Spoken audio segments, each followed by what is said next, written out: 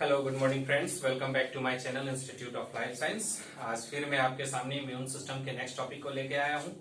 जैसे कि पिछले क्लास में मैंने आपको लिम्फोइड ऑर्गन्स के बारे में पढ़ाया था और बताया था कि सेकेंडरी लिम्फोइड ऑर्गन्स कौन कौन सी होती हैं, प्राइमरी लिम्फोइड ऑर्गन्स कौन कौन सी होती हैं।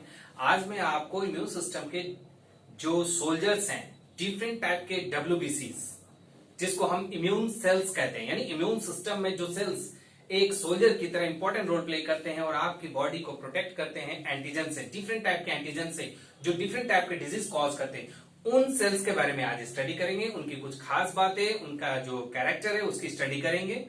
तो ये जो डिफरेंट टाइप के जो डिफरेंट WBC आपके सेल्स हैं, आइए उसके बारे में एक एक करके हम लोग डिटेल स्टडी करते हैं।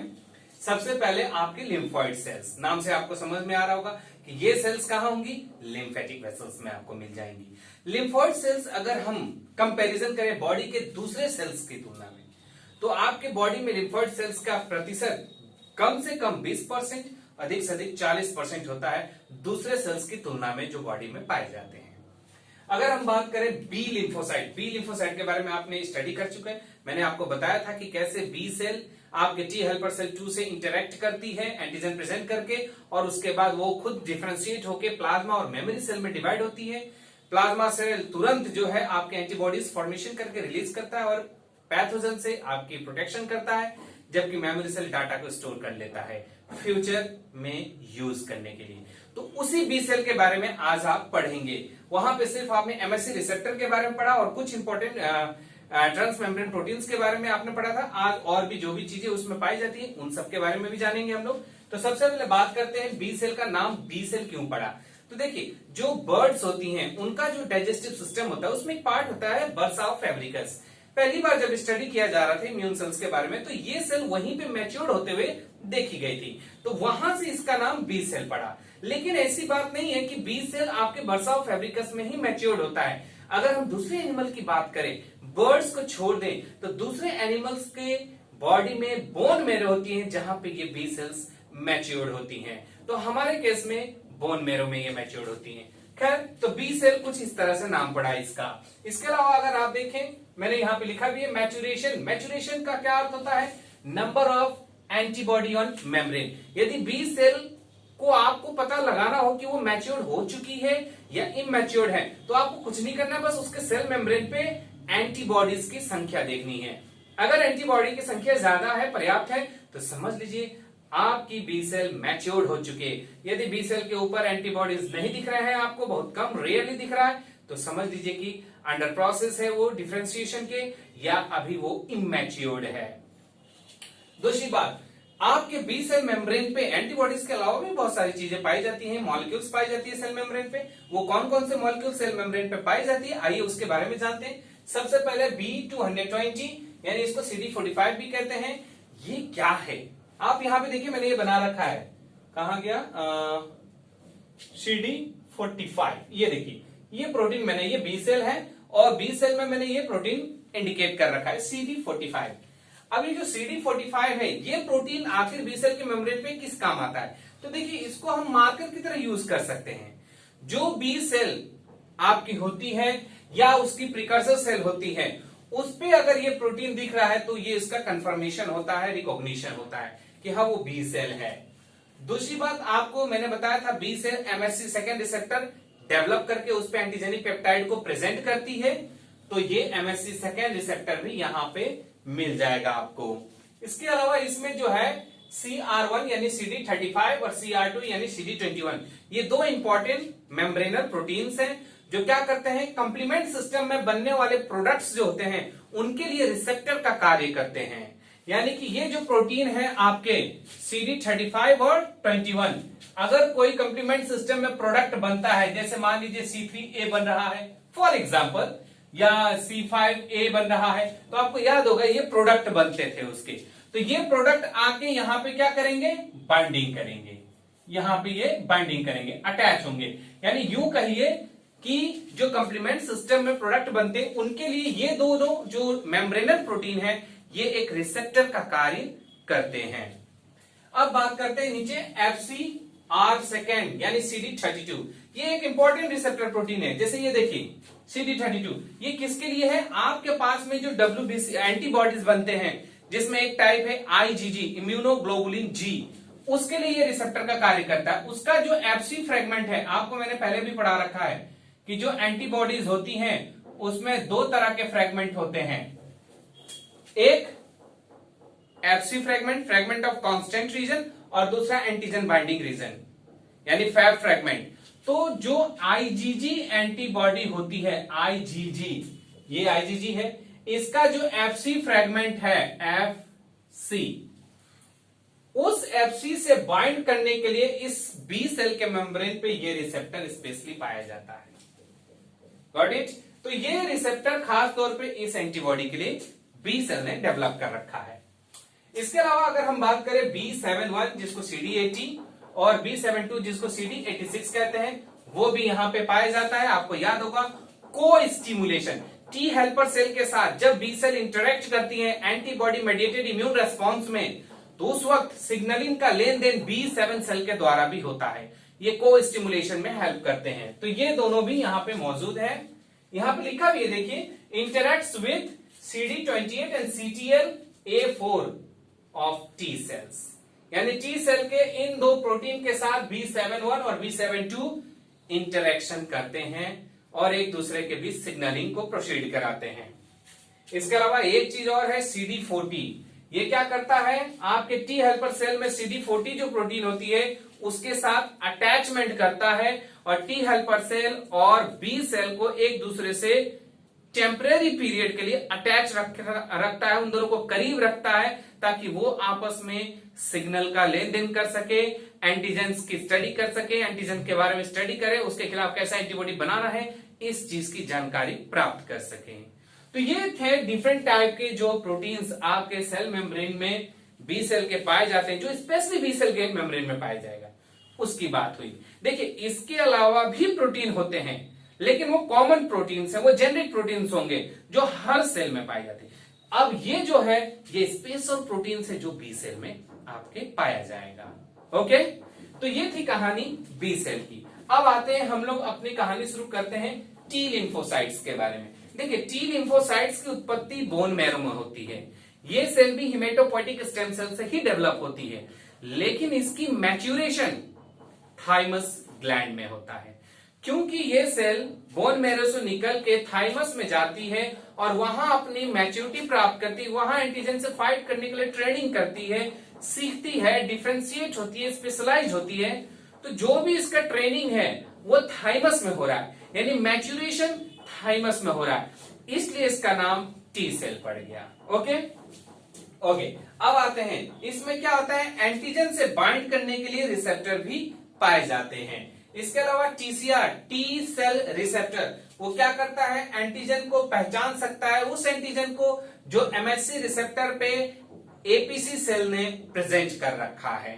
ओके, तो मैंने आपको बताया था जैसे बी सेल, तो बी सेल ने अगर एमएचसी सेकेंड रिसेप्टर पे एंटीजेनिक पेप्टाइड प्रेजेंट किया है तो टी हेल्पर सेल आएगी और टीसीआर की मदद से उस एंटीजन को रिकॉग्नाइज करेगी।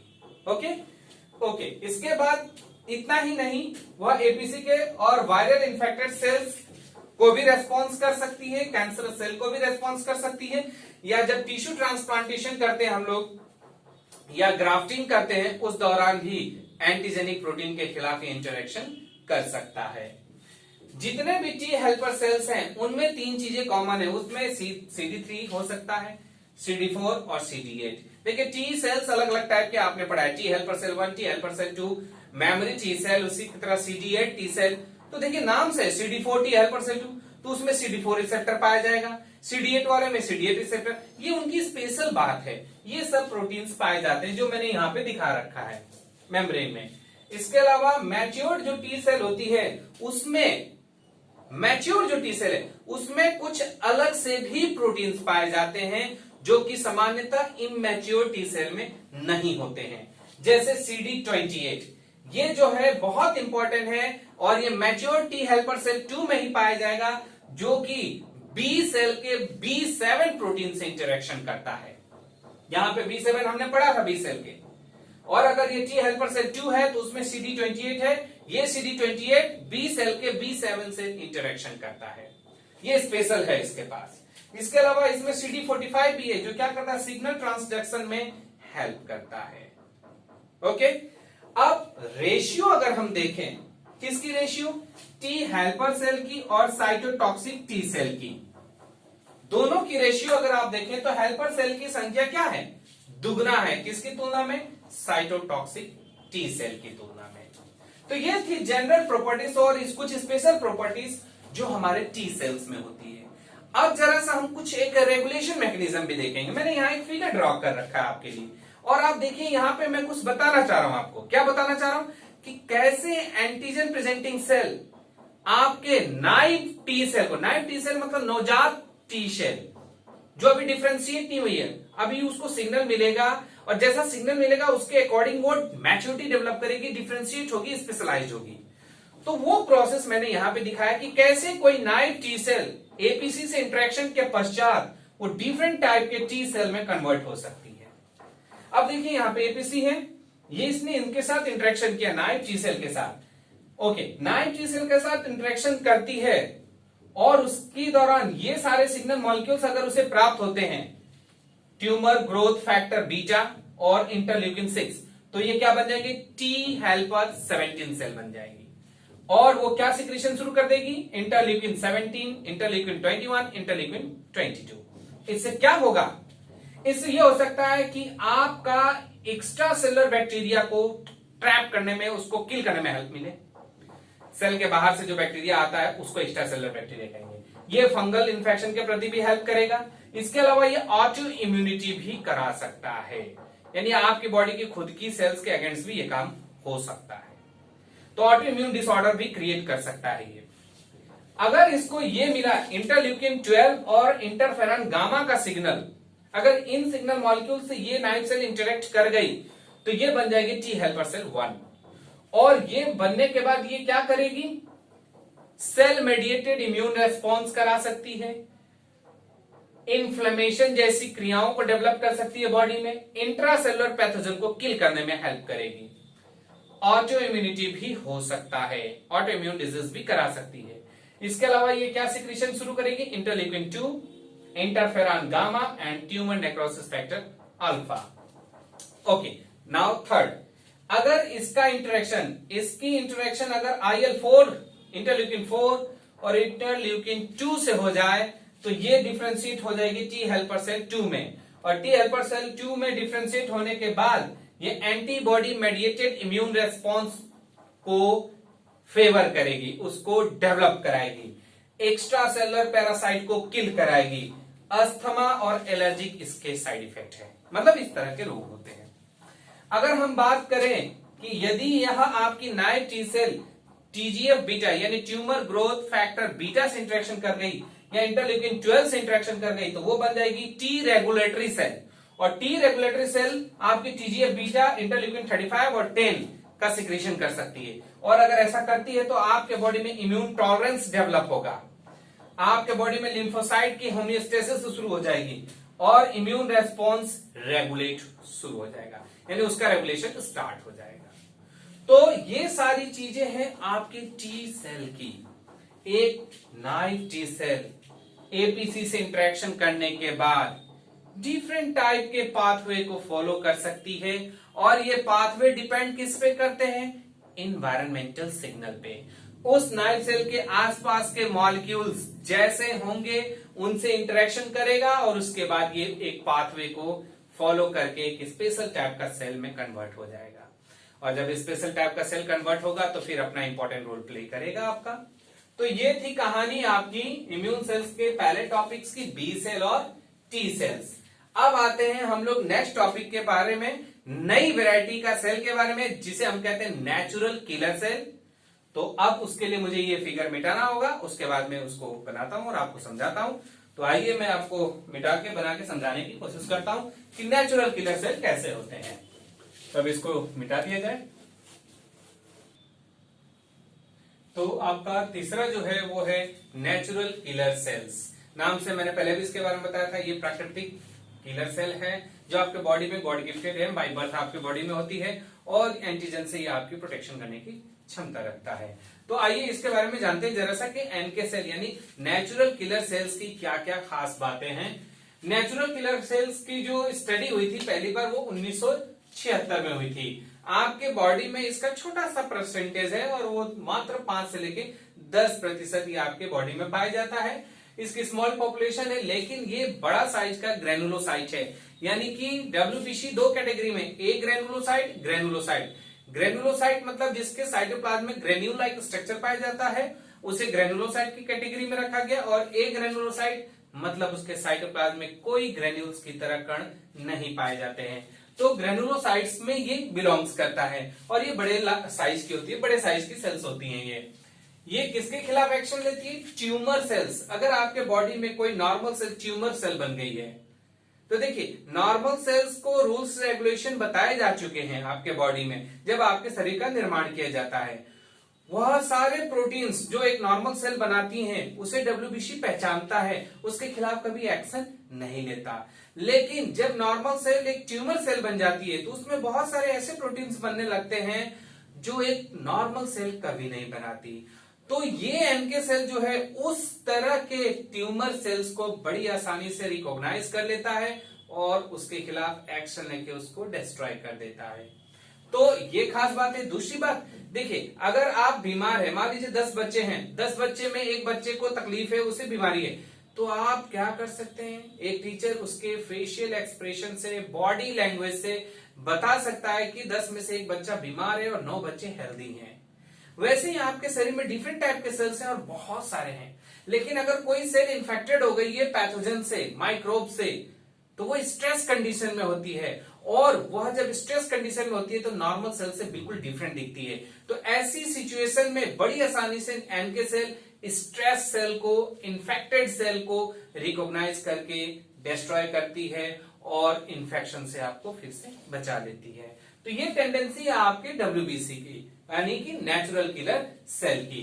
अब जो ये पहचानने की टैलेंट है, भाई एनके सेल के पास ये टैलेंट है कि वह आपके ट्यूमर सेल को पहचान सकती है, वह वायरल इन्फेक्टेड या आपके पैथोजन इन्फेक्टेड सेल को बड़ी आसानी से रिकॉग्नाइज करती है। तो कैसे, सवाल ये बनता है, आखिर एनके सेल क्या देखती है उनके अंदर जिसे वो पहचान जाती है कि ये ट्यूमर सेल है, ये नॉर्मल सेल नहीं है, ये इन्फेक्टेड सेल है, ये नॉर्मल सेल नहीं है। तो इसके दो तरीके हैं, दो पाथवे के थ्रू ये रिकॉग्नाइज करने में सक्षम हो गई है। आइए वो कौन सा पाथवे जानते हैं। सबसे पहले जो आपकी एनके सेल है वो देखती है, जो उसके सामने सेल होती है उसमें आइडेंटिफाई करती है, उसकी स्टडी करती है। क्या स्टडी करती है? देखती है कि उसमें एमएचसी की संख्या कितनी है, मतलब नॉर्मल सेल के मेम्ब्रेन पे भी एमएचसी रिसेप्टर होते हैं, वो कितनी है। अगर वो घट गई है तो ये तुरंत उसको रिकॉग्नाइज कर लेता है, उसके खिलाफ एक्शन लेता है। दूसरी बात, आपका जो वायरल इन्फेक्टेड सेल होता है और ट्यूमर सेल होता है उसके मेम्ब्रेन पे मैंने जस्ट अभी बताया कुछ अनयूजुअल प्रोटीन्स, मॉलिक्यूल्स बनने लगते हैं जो कि नॉर्मल सेल्स में नहीं बनते। इस चीज को भी ये रिकॉग्नाइज करने की क्षमता रखता है। कौन? Natural killer cell. तो ये पहला तरीका है जिससे कि वो पता लगा लेता है बाहरी सरफेस के मेम्ब्रेन पे उपस्थित प्रोटीन्स, कुछ स्पेशल टाइप की चीजों को देखकर कि यह इन्फेक्टेड है या ये ट्यूमर सेल है। दूसरा तरीका है क्या? Antibody attach to tumour cell और वायरल इन्फेक्टेड सेल। देखिए, अगर कोई ट्यूमर सेल है फॉर एग्जांपल, तो उसके मेम्ब्रेन पे मैंने जस्ट अभी बताया कुछ ऐसी प्रोटीन्स बन जाएंगी जो नॉर्मली आपके बॉडी में नहीं बनती है। ओके, अब मैंने आपको बताया कि अगर वो एबनॉर्मल प्रोटीन बनी है तो आपकी डब्ल्यूबीसी उसके खिलाफ एक्शन लेगी और उस प्रोटीन को एंटीजन मानते हुए उसके खिलाफ एंटीबॉडी बना देगी। जब बी सेल एंटीबॉडी बना के ब्लड में रिलीज करेगी तो वो ब्लड के माध्यम से एंटीबॉडी उस ट्यूमर सेल के मेम्ब्रेन पे जाके चिपक जाएंगे क्योंकि उस एंटीजन के खिलाफ बने हुए हैं वो। अब जब ये एंटीबॉडी ट्यूमर सेल के मेम्ब्रेन पे उपस्थित अनयूजुअल प्रोटीन यानी एंटीजन से अटैच हो जाएंगे, एनके सेल उस एंटीबॉडी को बड़ी आसानी से रिकॉग्नाइज कर लेगी और वो पता लगा लेगी कि ये एंटीजन के खिलाफ बना हुआ एंटीबॉडी है, यानी ये एंटीजन जो है एबनॉर्मल है, ये नॉर्मल एंटीजन नहीं है। क्योंकि नॉर्मल होता तो उसके खिलाफ एंटीबॉडी कभी नहीं बनता। यानी कि एंटीबॉडी अगर उस पर अटैच है किसी सेल के मेम्ब्रेन पे तो तुरंत आपकी एनके सेल उसे रिकॉग्नाइज करने की क्षमता रखती है और फिर उसके खिलाफ एक्शन लेती है। और उसके पास एक स्पेशल टाइप की प्रोटीन है एनके सेल के पास जिससे वो क्या कर सकती है, एंटीबॉडी से अटैच हो सकती है। क्या है, CD16। CD16 जो है, CD16 जो है ये आपके एनके सेल के पास नहीं है, जो ट्यूमर सेल होती है वो ये रिसेप्टर प्रोटीन बनाता है जो क्या करता है, जिससे एंटीबॉडी जाके अटैच हो जाता है। एंटीबॉडी का जो सी टर्मिनल है वो जाके इस रिसेप्टर से अटैच हो जाता है, ट्यूमर सेल के ऊपर वो गैदरिंग हो जाती है, कवरिंग हो जाती है, और फिर एनके सेल आके इस एंटीबॉडी को रिकॉग्नाइज करता है और फिर सारे सेल्स को किल करना शुरू कर देता है। ओके, ये थी कहानी आपके नेचुरल किलर सेल्स की। अब एक नेचुरल किलर सेल्स किन परिस्थितियों में आपके सेल की प्रोटेक्शन करेगी और आपके सेल को रिकॉग्नाइज करेगी, ये तो मैंने आपको बताया। एक फिगर के थ्रू इसको रिप्रेजेंट किया जा रहा है। देखिए, जैसे कि ये एनके सेल है आपकी और इसके मेम्ब्रेन पे ये रिसेप्टर प्रोटीन्स हैं, ठीक उसी तरह से ये टारगेट सेल है, इसके भी मेम्ब्रेन पे ये प्रोटीन है। अब आप देख सकते हैं, क्या देख सकते हैं कि यहां पे ये जैसे कि एक नॉर्मल सेल, अगर इसको पहले देखें तो यहां पे एक प्रोटीन है और यहां पे नॉर्मल MSC फर्स्ट रिसेप्टर है, उसके खिलाफ यहां पे रिसेप्टर है एनके सेल के पास, ये दोनों आपस में इंटरेक्ट कर रहे हैं। इसके पास नॉर्मल फैक्टर है, इसके पास नॉर्मल रिसेप्टर है, तो इसके खिलाफ कोई एक्शन एनके सेल नहीं ले रही है और इसकी प्रोटेक्शन कर रही है, नॉर्मल है ये। ओके, लेकिन इस केस में देखिए ये MSC सेकेंड रिसेप्टर क्या हो गया, गायब हो गया। सॉरी, MSC फर्स्ट रिसेप्टर, ये क्या है आपका MHC फर्स्ट रिसेप्टर प्रोटीन। ये नॉर्मल सेल में होना चाहिए था, ये नॉर्मल सेल है, लेकिन इस सेल में वो गायब है। मैंने अभी जस्ट बताया था कि MSC की संख्या घट जाएगी, यहां पे मैंने कहीं डिक्रीज इन MSC नंबर, तो देखिए टारगेट सेल में MSC रिसेप्टर गायब है, तो ये तुरंत एनके सेल इसके खिलाफ क्या करेगी, किलिंग इफेक्ट शो करेगी, एक्शन लेगी। ओके, इसके खिलाफ नहीं ले रही है क्योंकि इसके पास MSC रिसेप्टर पर्याप्त है, जितना होना चाहिए नॉर्मल।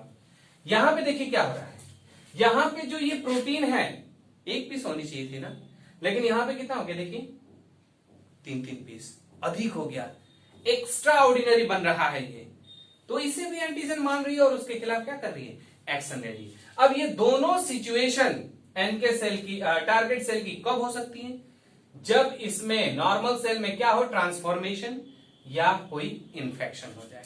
जब नॉर्मल सेल के जेनेटिक्स में कोई ट्रांसफॉर्मेशन हो जाए या बाहर से कोई इंफेक्शन हो जाए, कोई पैथोजन आ जाए उस सेल के अंदर, तभी वो इस रूप में आती है या इस रूप में आती है, और इन दोनों रूप में आते ही एनके सेल उसको रिकॉग्नाइज करके डिस्ट्रॉय कर देती है। तो ये थी कहानी आपके एनके सेल की। अब चलिए एक दूसरे सेल के बारे में, बहुत ही इंपॉर्टेंट WBC सेल है, उसके बारे में भी जानने की कोशिश करते हैं।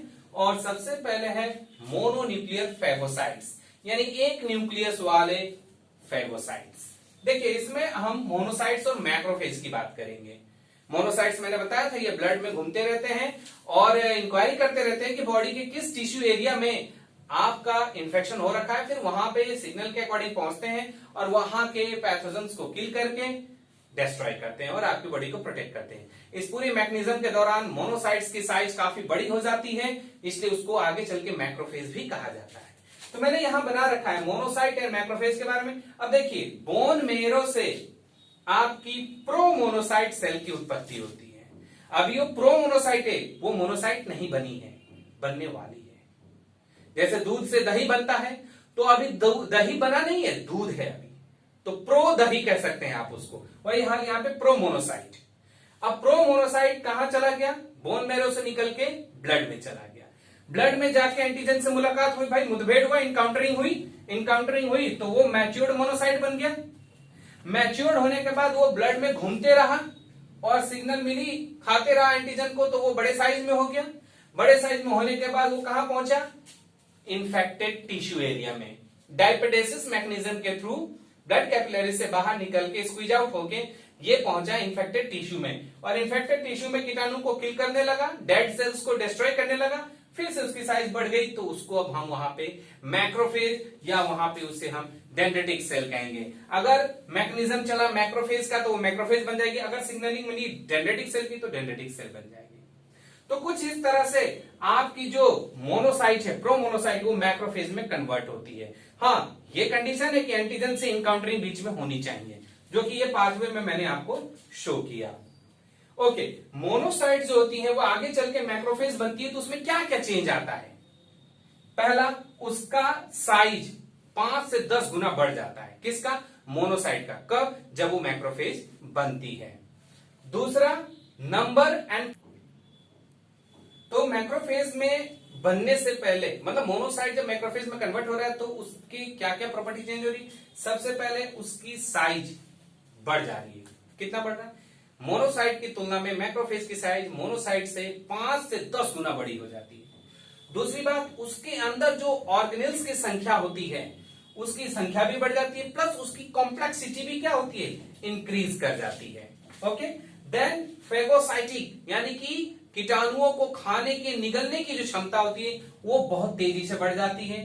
अब ये मोनोसाइट्स आपके बॉडी के डिफरेंट टिश्यूज में जाते हैं और मैक्रोफेज बन जाते हैं और उस टिश्यू को इन्फेक्शन फ्री कर देते हैं, वहां के कीटाणु को डिस्ट्रॉय करते हैं और वहां के जो नॉर्मल डेड सेल्स हैं उनको भी इनगल्फ करके वहां साफ सफाई भी करते हैं। तो हर जगह ये क्या कर रहा है? जहां जा रहा है वहां प्रोटेक्शन कर रहा है, वहां के टिश्यू को सिक्योर कर दे रहा है, इसलिए वहां पे उसका अलग अलग नाम है। तो देखिए, जब आपके लीवर में ये मैक्रोफेज होता है तो वहां पे उसे कुफेर सेल कहते हैं। आपकी स्किन में होगा तो हिस्टियोसाइट्स, आपके लंग्स में होगा तो एल्वियोलर मैक्रोफेज, अगर आपके किडनी में होगा तो मीजेंग्लियल सेल्स, अगर आपके ब्रेन में होगा तो माइक्रोग्लिया, और यदि आपके बोन्स में है तो ओस्टियोक्लास्ट के नाम से ये जाने जाते हैं। तो अलग अलग जगह पे अलग अलग नाम है, लेकिन साहब याद रखिए काम एक ही है, और वो है कीटाणुओं का खात्मा करना और बॉडी को प्रोटेक्ट करना।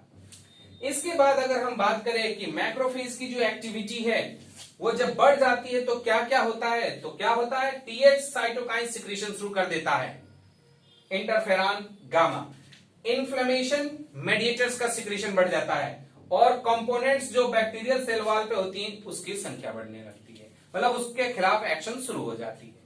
तो ये थी आपकी मोनोसाइट्स की एक्टिविटी और उसमें होने वाले परिवर्तन।